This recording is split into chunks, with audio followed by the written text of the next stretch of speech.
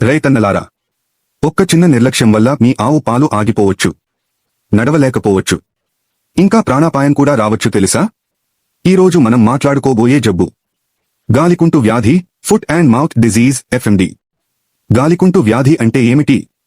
ఈ వ్యాధిని గ్రామాల్లో గాళ్లు అని కూడా అంటారు. ఇది ఒక వైరస్ వ్యాధి.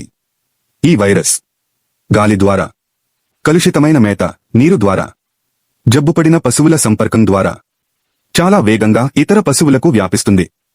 ఈ వ్యాధి లక్షణాలు ఎలా ఉంటాయి అంటే గాలికుంటు వచ్చిన పశువుల్లో నాలుక, నోరు, పెదవులపై పొక్కులు, బొబ్బలు, కాలిగిట్టల మధ్య పుండ్లు, నొప్పి, కొన్నిసార్లు పొదుగువాపు కూడా వస్తుంది. క్రమంగా ఈ పొక్కులు పగిలి పుండ్లుగా మారతాయి.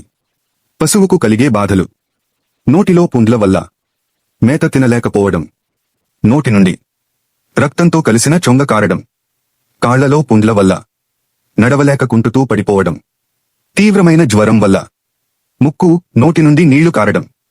వ్యాధి ఎక్కువైతే పశువు చనిపోవడానికి కూడా అవకాశం ఉంది. కొన్ని ప్రత్యేక లక్షణాలు: కొన్ని పశువులు ఈ వ్యాధి నుంచి కోలుకున్నాక కూడా సాధారణ ఉష్ణోగ్రతను తట్టుకోలేక వేగంగా శ్వాస తీసుకుంటాయి. నోరు తెరిచి, నాలుక బయటకు చాచి కుక్కలాగా ఊపిరి తీసుకుంటాయి. ఇది చాలా ప్రమాదకరమైన సూచన. చికిత్స జాగ్రత్తలు: లక్షణాలు కనిపించిన వెంటనే పశువైద్యుడిని సంప్రదించాలి. Pain killer, broad spectrum antibiotics, potassium permanganate ద్రావణంతో నోరు శుభ్రం చేసి బోరోగ్లిసరిన్ పేస్ట్ పూయాలి. యాప్టోకేర్ పౌడర్ 5 రోజుల వరకు వాడాలి. తొందరగా చికిత్స చేస్తే మంచి ఫలితం ఉంటుంది. నివారణే ఉత్తమ రక్షణ. రైతన్నలారా, ఈ వ్యాధికి నివారణ టీకా చాలా అవసరం. గాలికుంటు, జబ్బవాపు, గొంతువాపు, ఈ 3 వ్యాధుల నివారణకు ఒకే టీకా మార్కెట్లో లభిస్తోంది. ఒక్క మందుతో 3 సూదులు వేయించే కష్టం ఉండదు. పశువులకు సంపూర్ణ రక్షణ లభిస్తుంది. తప్పనిసరిగా పశువైద్యుని సలహాతోనే టీకా వేయించండి. ముగింపు: మీ పశువుల ఆరోగ్యమే మీ కుటుంబ ఆదాయం.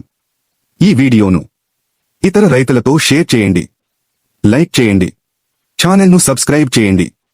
రైతు బాగుంటేనే దేశం బాగుంటుంది.